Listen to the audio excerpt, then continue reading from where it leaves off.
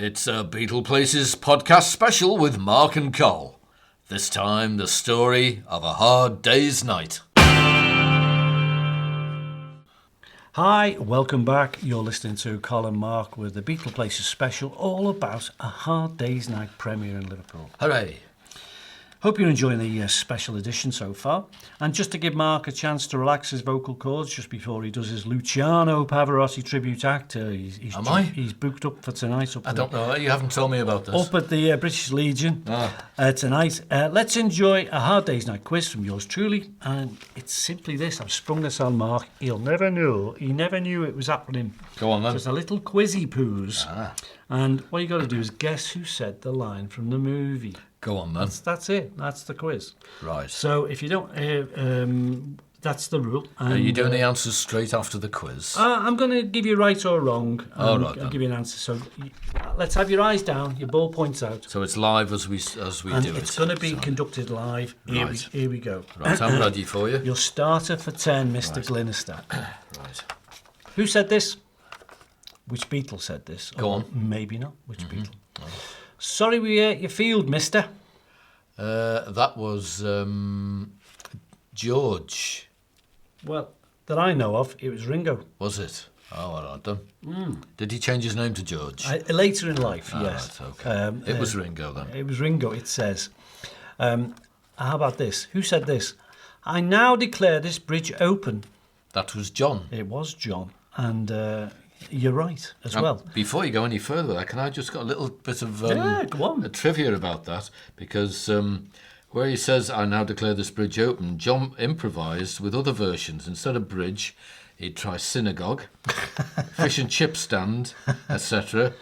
And he tried various ones, but stuck with this bridge. And that scene where he cuts the tape, it's measuring tape, that's the tailor in the scene is actually the Beatles' tailor. Oh, Dougie Mills. Fella called Dougie Mills. Yeah, that's his real tailor. Wow. Anyway. Well, of course, there was all kinds of little bits of film trivia in the movie. We have to watch it a couple of times to, that happened, and that happened, and that happened. Aye. You never know until you know. Go on then. Okay. Hit me with the next one.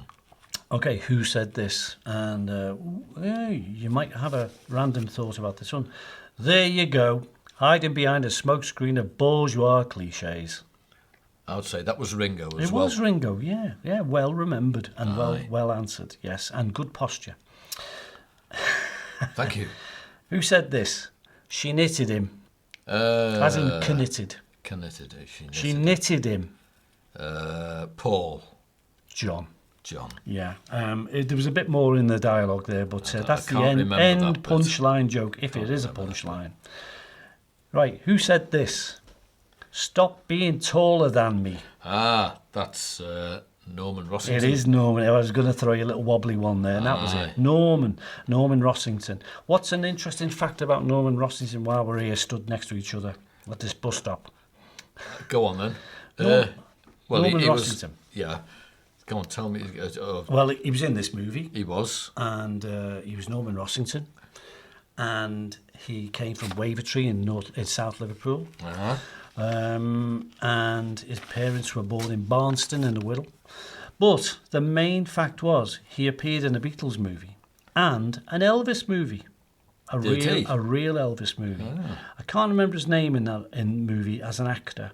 But he did play somebody a bit like himself anyway. So he's in an Elvis movie and a Beatles movie. Okay. You won't fail with this next one. Go on. Who said this? You're a swine. Oh, a lot of them did. There are lots of swines in there. Well, I think it's kind of it's the last line of the movie as well. You're a swine. You're a swine. And also, John Junkin. John Junkin, yeah, who I've met. Have you? Yeah, met him once. Yeah, so, but who said it in the movie? Who was a Beatle? That was John. It was John, yeah. To begin with, anyway. And Norman picked up on it, and John Junkin was in. John Junkin played Shake in the movie. And they were the Norman Rossington and John Junkin were the covers, sort of replacement for the real Oh, Mal and Neil. For Mal and Neil, the roadie. They were. And they were pretty good, weren't they? Yeah. They were pretty good in it, yeah. They didn't fail, especially with the accents anyway, except John Juggan a little bit. Not quite Scouse enough, but I forgive him for that. He was a nice fella. Like. Okay. What little old man? What little old? That was Paul. Yeah, it was a Paul one, yeah. Here's another. Before you go any further, that little old man, Wilfred Bramble, was Paul's dad. Yeah. In the film. Granddad, yeah. But he was only 30 years older than him. Good grief. So, very young granddad if he was 30 years older. Well, in Hollywood nowadays, there's people who are like playing the dads and they're younger than the fella. So, I'm getting used to it now. Yeah. Who said this? You're a window rattler, son. Now, it wasn't you about me, because I am. But who said it in the movie? You're a window rattler, son. And who was he saying it about, by the way, for an extra point? It's talking about Ringo. Yeah. And I think it was Paul. It was John. I was going to say John, and then I changed my mind. You could just feel it was a John one. You're a window rattler, son. Yeah. All right, who said this? And I'll give you two phrases, because it'll help. Right. I wouldn't be seen dead in them. Oh, that was George. The dead grotty. Yeah, dead grotty. And we say dead grotty, don't we? It's not like it feels made up. But it was written that way. And the real word is grotesque. Grotesque. But I prefer grotty. Yeah. Okay. Who said this? Mister, can we have our ball back? Have a guess. John. I'm wrong now, aren't I? Yeah. He shouted out the window. Into the window of the train. They were running past in a surreal moment when they were outside the train. For some reason. Then? It was a Paul one, yeah. Yeah, because they were inside and outside the train at the same time, weren't they? Sort of, you know what I mean? They were, because it was a surreal sort of little segment. Great, though, great. All right, last bit for you, and you've done really well so far. So you can have something after this. I don't know. Pass on the head. He's very fussy about his drums. They bear large in his legend. They loom large in his legend. They loom large. That was George saying that. Why are you doing that voice? Because he kind of said it like that. It rings a bell and I can see. I can hear him saying it. Yeah, he kind of had that voice for a while, and he's a bit more mellow now. So he was a bit more mellow in later life. Just going back to the bit about grotty. Aye. Screenwriter Alan Owen claimed the word grotty was a word used in Liverpool to mean grotesque, which it is. But the Beatles, according to them, never heard of it before and believed Owen made it up. And then it passed into general usage, and linguists certainly cite the Beatles as the popularisers of the word in the early 60s and trace its origins to Liverpool. So, well, I mean, I don't know whether that's right or not, but grotty. Don't know. I don't know whether that's right or not. I mean, maybe in a later podcast we're going to do something called a lexicon of Liverpool, where we're going to talk about Liverpool words and Liverpool pubs and Liverpool things, and we'll cover the verbal stuff. The verbal stuff, in terms of the etymology of the words. And the accents as well, stuff like that. Oh, yeah. Accents as well, and a little bit of trivia. Yeah. Before the movie was released in America, a United Artists executive asked director Richard Lester to dub the voices of the group with mid-Atlantic accents. So Paul McCartney angrily replied, "Look, if we can understand a cowboy in talking Texan, they can understand us talking Liverpool." So it was left as the Beatles' voices as it is. Yeah, grotty or not. Aye. Hey, well, good little segment there. You did well. Thank you. Have a biscuit. Thank you. I will. Charles. Cheers. Jolly good. It's Planetary Remix, take 444. It's another Beatleplaces podcast with Mark and Col.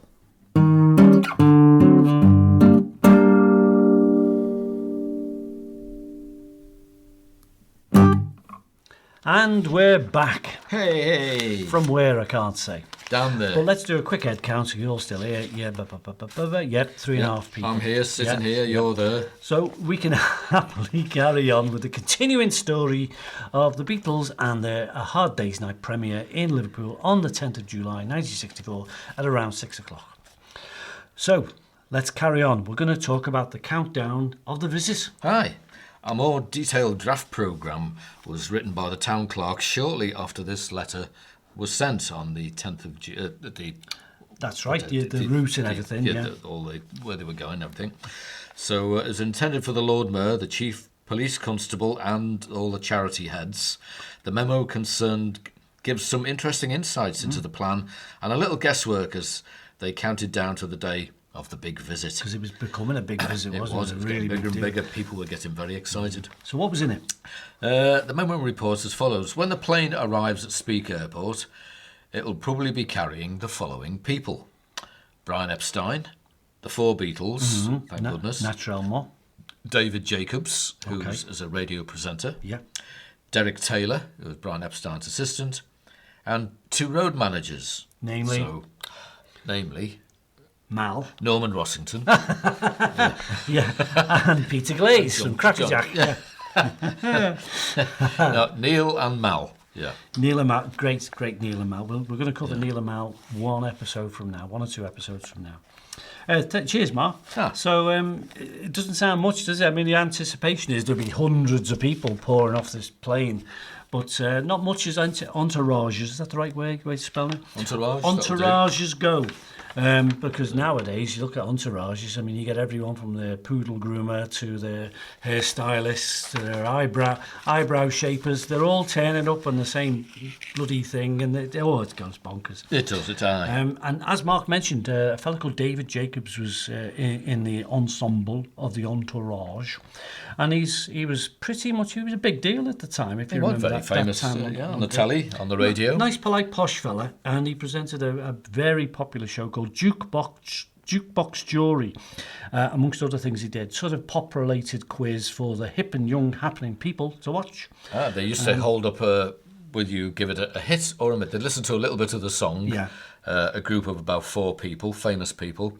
And the Beatles had to go on their own once, they did, didn't they? Yeah. and they'd hold up, they'd listen to a bit of this song, and then they'd hold up cards, either a hit or a miss.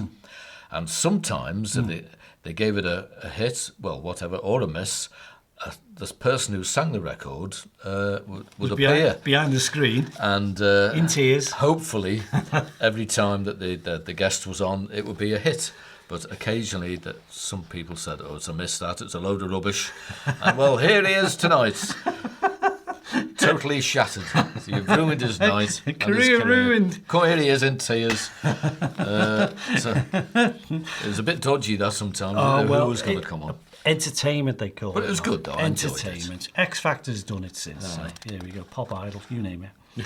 Yeah. So we're moving along with the subject here because, of course, we had David Jacobs. Not that David Jacobs, Brian Epstein knew as a lawyer, legal guy. It was the 2 road managers, Mark said, were Mal and Neil. And they of course went everywhere, so God bless them for turning up.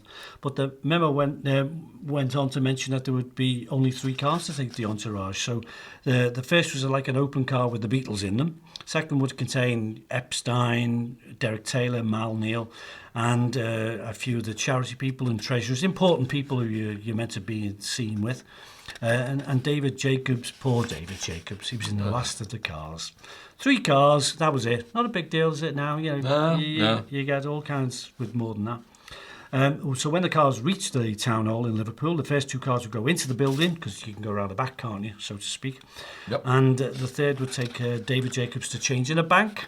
He had to go into like a spare room, take the brooms out, go in there, David, put your coat on. That's the one just across the road, isn't it? Martin's Bank. It's Martin's Bank, and yeah. That was where they filmed a Harry Potter, well, not the Harry Potter film itself, but the Fantastic Beasts. A little bit of that was filmed there because it's got a wonderful hall inside, all marble. That's right, it has. And that's where they did a bit of Fantastic Beasts. Yeah, if people don't know Liverpool very well, it's often very much used for film locations these days. Is that film location team in Liverpool? Another time, another topic. Aye.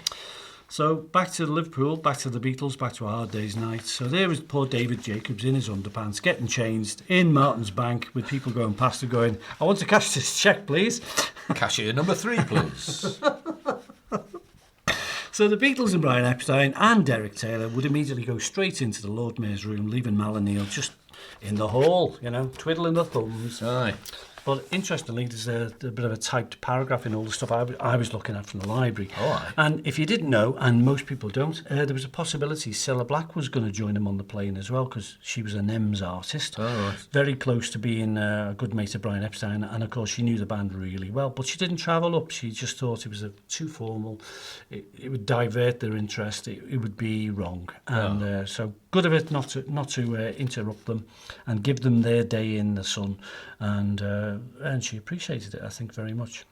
So here was the little routine. I'll just paraphrase this because there's a few bits and times to make mention of. So when the band began, when the band turned up, they would change in a dressing room, an official one. And I've seen that dressing room. It's a very big dressing room. It's more of a room you would basically live in, but very big. It's in a town hall. And meanwhile, while they were doing that, the city police band was playing. I hope it wasn't they playing a stripper. But they'd be entertaining the guests and people like that. Aye. So the Liverpool Town Hall has two things. It has two ballrooms. Guess what? A large one. And a small one. And a small one, Wow. yeah. And the small one's large, and the large one is huge. Yeah. So why didn't he call it that? I don't know. So, as I mentioned earlier, the party would proceed to the Minstrels Gallery, which is part of the large ballroom. It's very ornate, very nice. And you would think it'd be perfect for the band to go up there and sing a couple of hits, but they didn't bother. No. They weren't doing the singing stuff that day. Of course, it would be down to the Lord Mayor to give them words of welcome and appreciate them turning up and hand over greetings from all over the place. And, of course, they'd just come back from their big tour. Meanwhile, let's not forget, there's a bit of a crowd outside. A lot of people outside. Making a noise. Wishing them well, fainting. And that was just the police. So, as it goes, meanwhile, up the road, the Odeon Cinema would be made ready for them to attend. So this time between 9 o'clock would be their time with their friends and guests in the town hall. And have a nosh as well, I suppose. Have Well, a sausage roll or a vol au vent. Literally like the movie, hardly any time for anything. Grab a cup of tea, a sausage roll, something on a stick. And the same to you. So then the old idea was, the formality of being seen in a formal place, going on the balcony, waving to the crowds and so forth. All had to happen before 8ish because they were blasting off to the cinema a bit later on than that. And meanwhile, 8 o'clock-ish,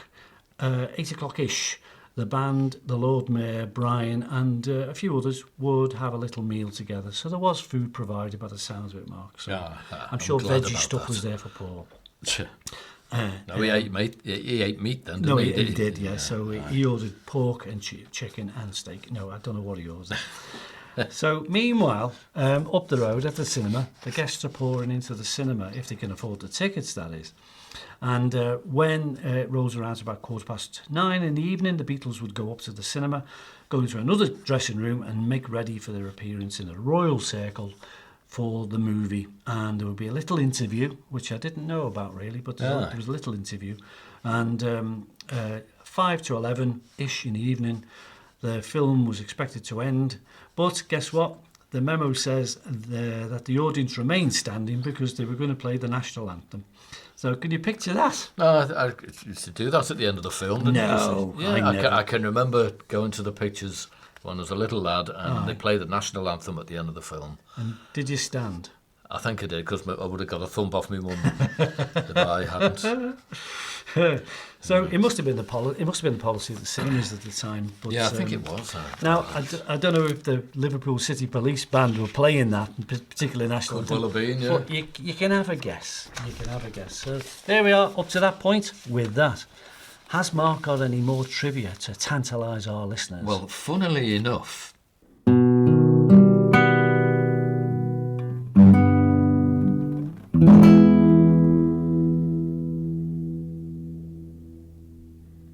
it's the Beatleplaces Podcast Special with Mark and Col. This time, the story of A Hard Day's Night. Here we go, I have. Right. Where was I? Right. Did you know the whole of the first day's original shooting of the film, the train, all on the train and everything, that was the first day filming, was lost. Was it? Yep. They had to do it all over again because the clapper loader was mistaken by fans at the station for one of the Beatles. The clapper loader is, I think, the fellow who puts the film in the camera. Mm-hmm. And in running away from the screaming fans, he dropped the cans of negative. So apparently, they had to do it again. Ruined. I'll have to delve more into that and have a proper look and see. Yeah, no, that is a fact I wasn't aware of. That's what it says here. Yeah. Oh, that poor fella. Aye. Oh well. Okay, and while you're here in that chair, strapped to it, Aye. can we go over them questions again with the original Hard Day's Night trivia quiz? Do I have to? Please. All right then. Thanks very much. Okay, here we go. Go ahead. The first question was, on April the 1st, 1964, they were filming, and Alfred Lennon appeared. That's John's dad. What I want to know is, what did John say to his dad on that day when he met him? Not too pleased, because he just turned up. After a while. So what did John say to his dad? That's the first question. Right, okay. Question number 2. Paul's song in the film And I Love Her. Okay, you got that? Yeah. Who is the inspiration for the song And I Love Her? Any idea? Possibly somebody he knows? Well, That's a little clue. Yeah, there's always clues. I appreciate clues. And the finale, on the album cover, all the pictures of the Beatles looking left, right, up and down and stuff like that. I want to know who took those photographs. Because it was sort of an iconic cover. Nobody had done that before with sort of a contact sheet of photographs. Copied ever since. Aye. Aye. They'd never done that before on an album cover. And it was innovative. It was great. And what I want to know is who took those photographs. Well, that's very appreciated. Thank you. Thank you back. Yeah, Have a extras. drink. Yeah. It's your round anyway. Is it? Yeah. All right, well, Thanks, Mark, for the give me a minute. refresh. We'll be back to that. Get those answers very, very soon. It's the Beatleplaces Podcast with Mark and Col. We haven't planned the show, so nothing can go wrong.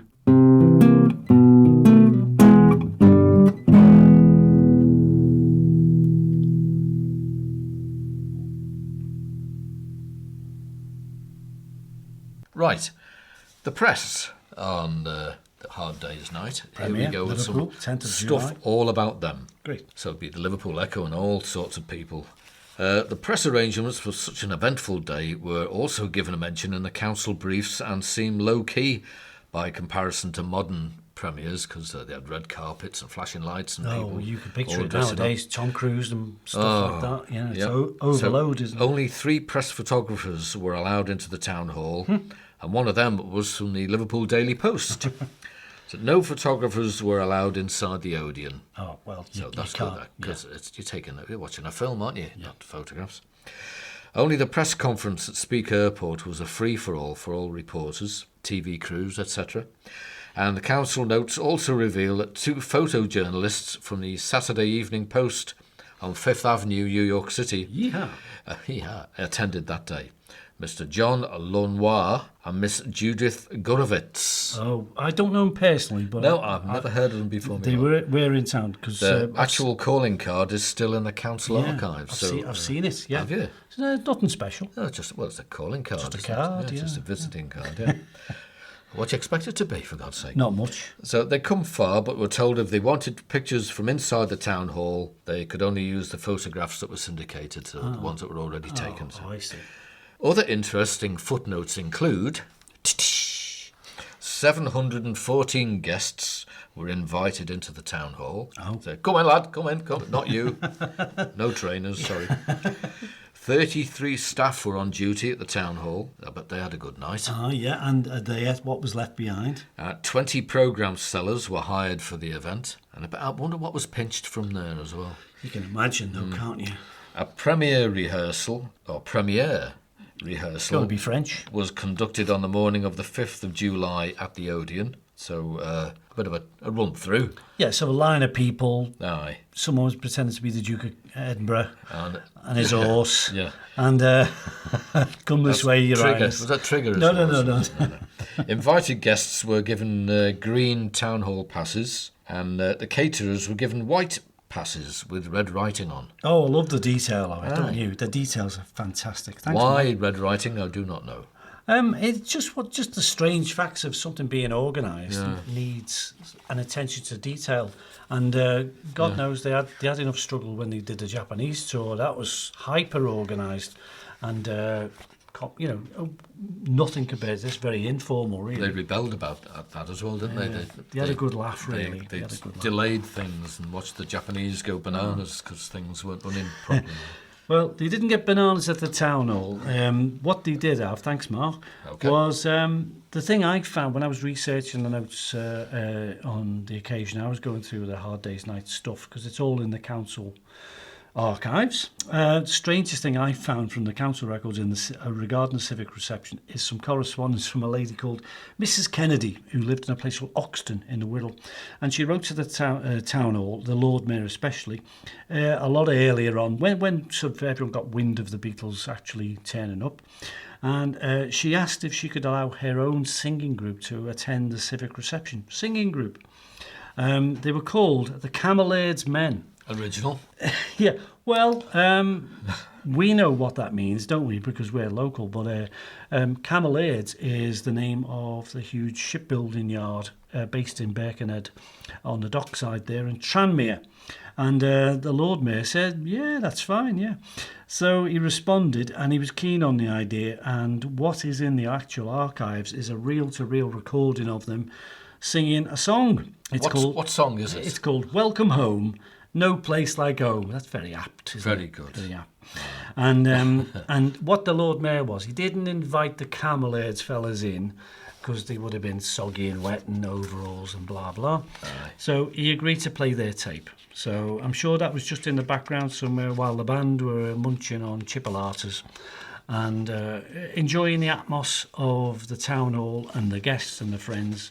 And I've never heard it, but I've seen the tape, so it really does exist. I have to have somebody to play it and see what it sounded like. It could be bloody awful. It could be. Yeah. Yeah. So instead of an appearance, they just played the tape, and was it just a nice gesture? Aye, it's nice that. Yeah, you know, get some local people in. The Beatleplaces Podcast with Mark and Col. Is there no beginning to their talent?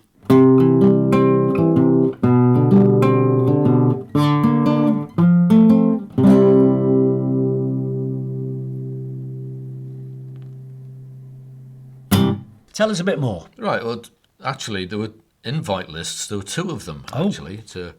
Some were invited to the civic reception and the film premiere, and some only the premiere. So here are some of the key invites, or invitees. A Hard Day's Night was made by United Artists, and the stars, makers and executives from the movie came exclusively for the film premiere. They caught the 10:20 a.m. train from London, Euston, for Liverpool Lime Street, and checked into the nearby Adelphi Hotel. Lucky people. Yeah, poor. Yeah. And Roy Rogers has been there, hasn't he? He stayed at the Adelphi Hotel. He did, actually. And his horse. And his horse. Yeah. They checked in approximately 2:30 p.m. Hopefully the beds were made by then. And United Artists laid on a cocktail party until the premiere.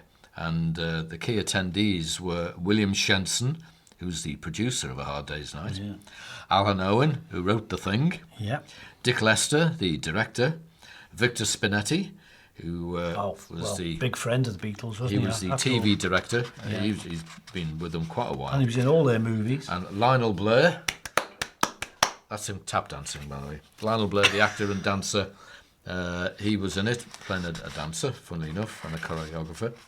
Norman Rossington, God bless him, Little Norm, and Wilfred Bramble, who played... He was a big star, wasn't he? Paul's dad. Big comedy star in Britain, and he played Paul's granddad. Yeah, he was in a programme on the television called Steptoe and Son. Yeah.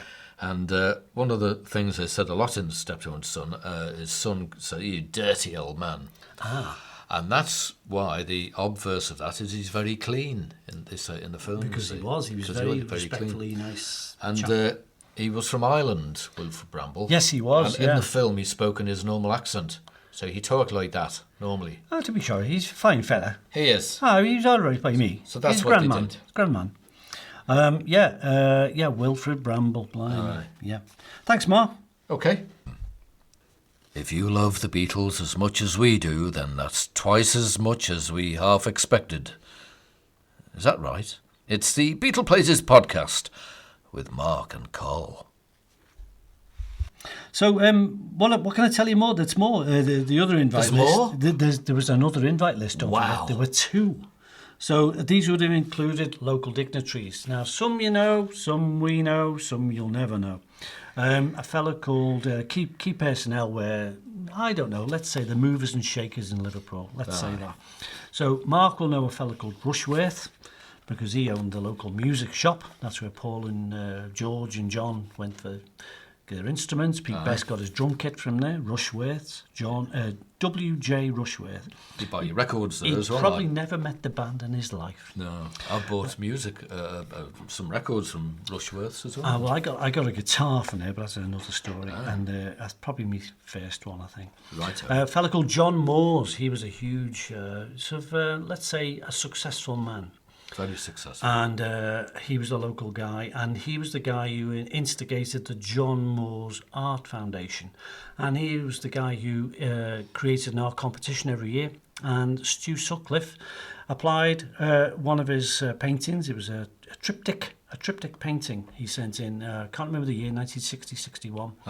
And he didn't come first, but he won some money, which he helped with his prize money for his picture that was bought by John Moore, and he didn't know Stu Sutcliffe, didn't know anything to do with the Beatles at the time. He just liked the picture, and John Moore bought the picture, and Stu Sutcliffe got something like 65, 80 quid. It's always been a bit of a varied amount.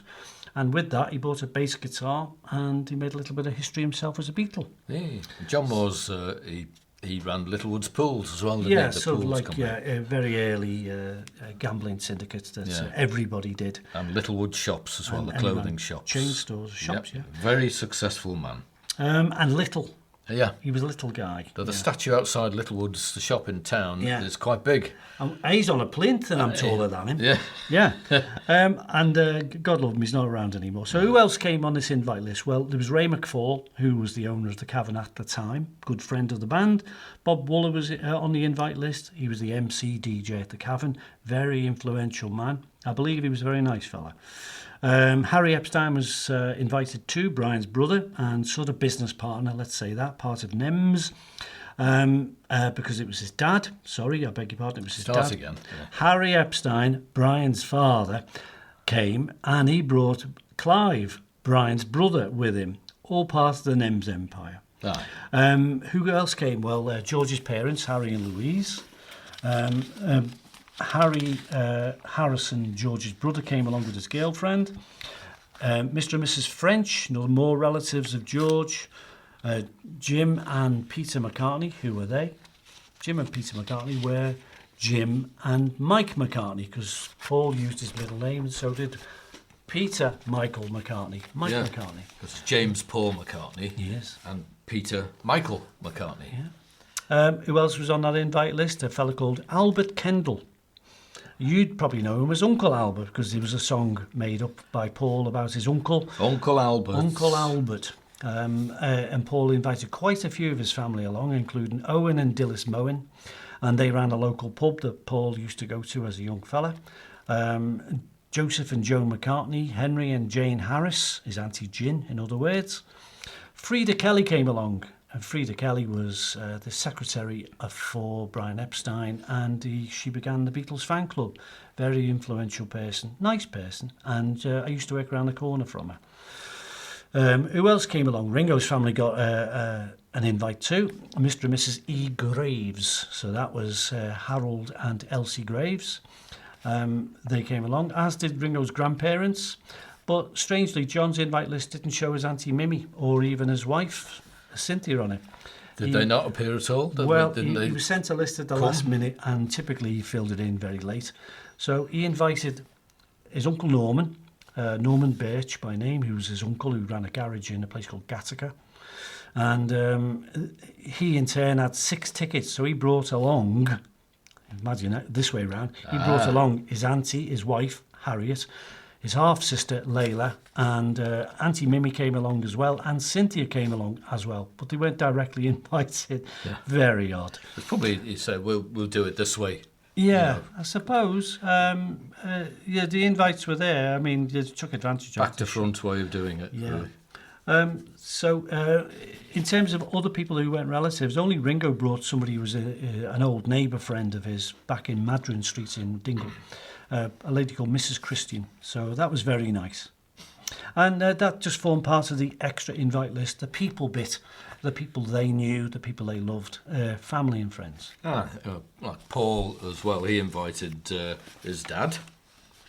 Oh, yeah, It was Jim McCartney. There was Joe McCartney as well. Who was Joe McCartney? Joe was he was the one who told jokes all the time. He's a brother of Jim. Mike McCartney came along as well. That's his brother, obviously. Yeah. Mr. and Mrs. Albert Kendall of Upton Road, Clawton. Yeah. They came. Harry and Jane Harris. They came as well. Well, they couldn't help it. They just sticking fast. Come along, you know, come once along. they got the invite. George invited Harold Harrison. Sorry. He did. And Mr. and Mrs. George French as well. So how about Ringo? Did he bring anybody? Well, he was kind of he wasn't too much on the uptake of friends and everything else. I didn't see any friends in the guest list because the guest list is in the archives as well. But the invite list is there. It's not like they had to reply in person. They just turned up, and of course they knew them when they saw them. So half the battle was getting them invited. I mean, the only person I thought deserved an invite was Bill Harry, and luckily he did get an invite, as did Frida Kelly, because they were key players in the Beatles' success early doors and everyone. And as I've said, Albert Kendall was Uncle Albert, famously mentioned in the song, which Paul wrote in Uncle 1971. Albert and Auntie Gin. Yeah. Auntie Gin gets a mention in Let 'Em In. Let 'em in. Yeah. Yep. And his Uncle Bill, a fellow called Bill Mohin, he ran the city centre pub called the Eagle. It's still there. It's not a pub though. It's a clothes shop or something nowadays. But I could point it out to you if you needed to see it. I'd want to see it. Okay. Point it out to me. Not right now. Oh, all right. Not right now. And of course, all the usual people who were key players in Liverpool Merseybeat time turned up, and thank goodness they did, because it must have been a wonderful, wonderful night. So before we wind up the story of the Hard Day's Night premiere, it's time to refresh your brains. Aye. And it's time to go over the answers that we've been gagging for with the Hard Day's Night trivia questions that Mark posed us earlier on. Let's have them from Mark. Right, so I asked you 3 questions, and what I wanted to know was, on April the 1st, 1964, John met his dad, or Alfred turned up to say hello to John. What I want to know is, what did John say to his dad when he turned up? So, any Beyond idea? hello. Beyond hello. Well, I don't think he said hello, really. Hey. Yeah, it would have been a bit coarse, I reckon. No, it wasn't really. Well, Okay, quote me. it could have been words interjected in between. Yeah, I but guess as much. He said, "What do you want?" That was what he said to him. What do you want? Yeah. Money, probably. Yeah, probably. Yeah. And the second question was Paul's song in Hard Day's Night called "And I Love Her." Who is the inspiration for that song? Any idea? I'll throw this one at you. Go on then. Was it Hattie Jake's famous Carry On Not stuff? quite. Very close. Was it? Was it Cardew Robinson? Oh no, he's a bloke. Oh, you're getting closer. Was it Jane Asher? It was Jane Asher. Well done. I thought as much. Just through them jokey ones. Have a fruit gum. Right, and finally, the photographer of the album cover, Hard Day's Night, all the pictures of them looking left, right, up, down, smiling, and this, that, and the other. What I want to know is, who took those photographs? Any idea? Go on. Tell me. We had a few, didn't we? There was always a few, and it was at the time when all the album covers meant something, and they were a big deal. I've just been reading about this fella, and it's Robert Freeman. Correctamundo. Robert Freeman, Well done. Yeah. And there's a great story about him with the Help album, which we'll talk about in the next podcast after this one. Super. There you go. There Hey. you go. I told you I would, and I did. Right, well done there, Col. You Thanks very got much. 2 out of 3 correct. Should be 2 out of 3. I made up one. All right then. All yours. Over to you again.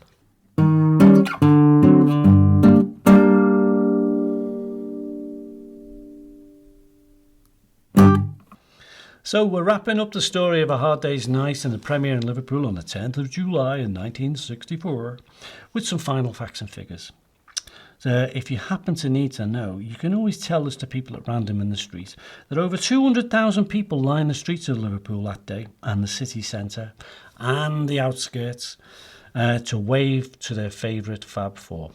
Because of this, they arrived late at the town hall because they spent so long saying hello to everybody they knew along the way. They should have included that, shouldn't they, really? So realise it's going to be... You don't know. I mean, the times you kind of know Paul's in town, he doesn't get swamped with people because people just let him go past, really. Yeah. He's going fast anyway. So, sure. When the Beatles arrived at town hall, they were greeted, of course, firstly by a local MP, a lady called Bessie Braddock.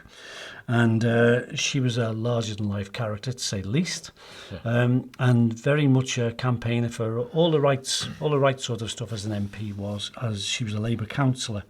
But they didn't meet the Lord Mayor straight away because Bessie herself was a fan of wrestling and boxing, and actually she did like local music. She had an interest in local bands, and one band that got invited, and I don't think they sang, was a band who I liked called The Chants, Chants. They were a black music a cappella group. They've sung there's some great singles of theirs on YouTube if you care to look.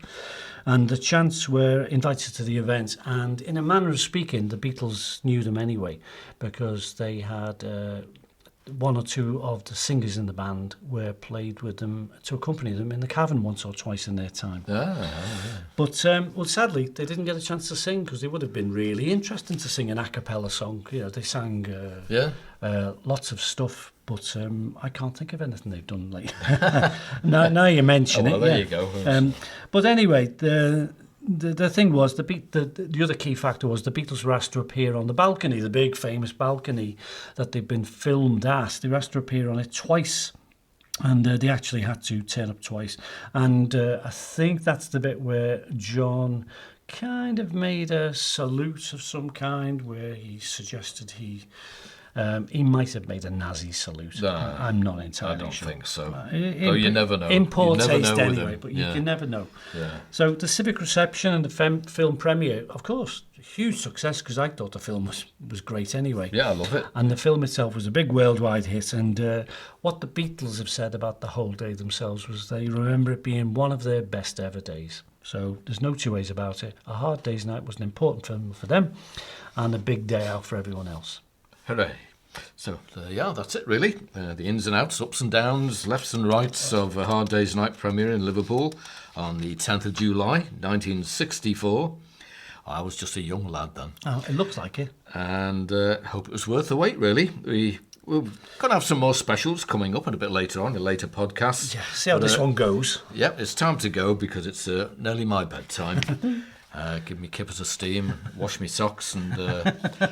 everything else, have a shave. Yeah, I mean, that beard, you can tuck it into your belt as much as you like. It's just in the way as far as showing? Is it too much? It's showing now, yeah.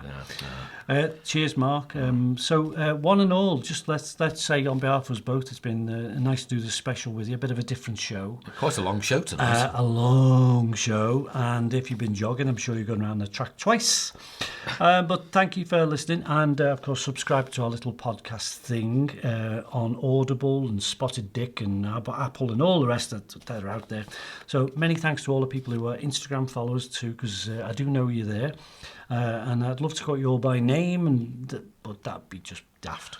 So just suffice to say, thanks for all the people who are out in Seattle and New York and South America and Hamburg and around the corner. And you've been all very nice. So please keep it up. And Mark had suggested that we never get around to mentioning if you want to get in touch with us. I think it's time to mention that you can. And we have, I think my email address I'll mention in a minute if I can fish it out. And I'll tell you all about it because it's here. I'll repeat it to you.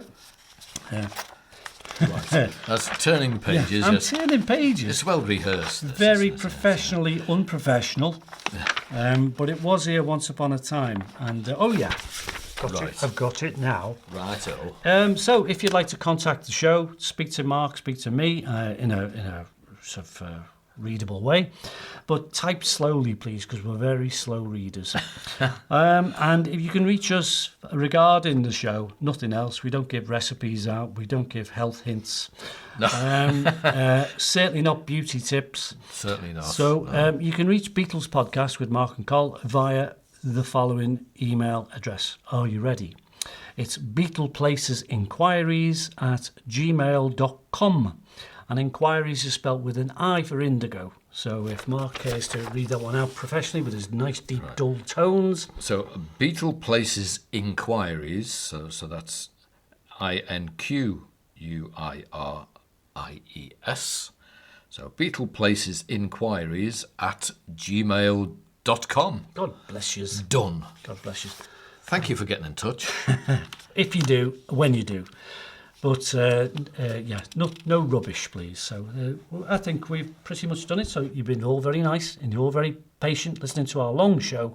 But it was a special. It was a little bit different, and it was going to be. And I thank very much in English. Yeah. I thank Mark very much indeed for giving his contribution to the show. It was a long one tonight. So cheers. Is my check in the post? I'll write it tonight. Right. So if you like the Beatleplaces podcast with Mark and Col, don't forget to share with us and your friends. Let everybody know. Share us. Share us with your friends. Yeah. Cake. Let people know what we do and we are here. If you didn't like it, then share us with people you don't like. But if you want to waste their valuable time, that's a good idea. That's the way to do it. That's a great idea. So on behalf of us both, it's been a pleasure doing the show for you again tonight. We always enjoy it. We seem to enjoy it. And we enjoy having our regular slice of medication on the way. So it's cheery bye. And that's your off for now. And turn the red light off. It is off. That's it then. That's got it done then. All right, ta-da. Ta-da. Thanks for listening to the Beatleplaces podcast with Mark and Col. We hope to see you again soon, and don't forget to visit the gift shop on the way out where you can buy all sorts of stuff.